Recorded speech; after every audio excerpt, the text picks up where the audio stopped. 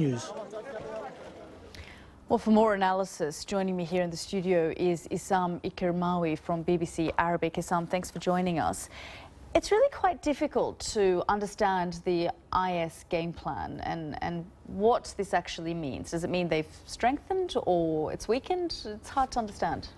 Well, they see this as a long-term thing. They had a setback last week with the loss of Tal Abyad and then Ain Issa, which put the Kurdish fighters something like 50 miles north of Raqqa, which is the capital, self-declared capital of the Islamic State in Syria.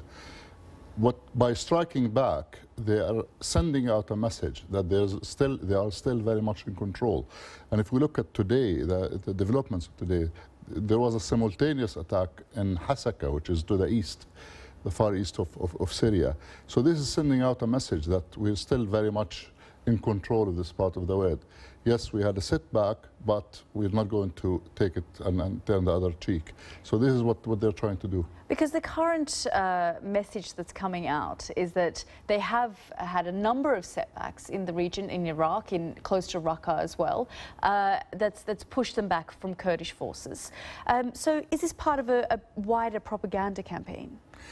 Part of it is a propaganda campaign, but if you look, for instance, what happened in Anbar, they lost in Kobani and other places in Syria, and then they took the full control almost of the Anbar province in Iraq, which is one of the largest provinces there, which means that they're still very much active. What they're trying to say, because if you look at IS, they're not like a regular army.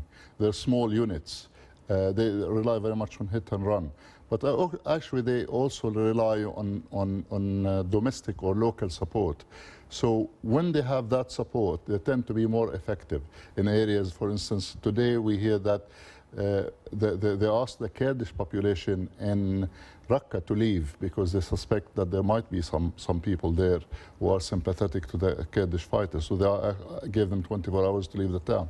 So they're very much, employing this kind of tactics and strategy, trying hit and run, trying to establish control, bank on local support, and then relaunch. There were reports, for instance, yesterday that they moved some of their fighters from Iraq into Syria after the loss of Tal Abyad.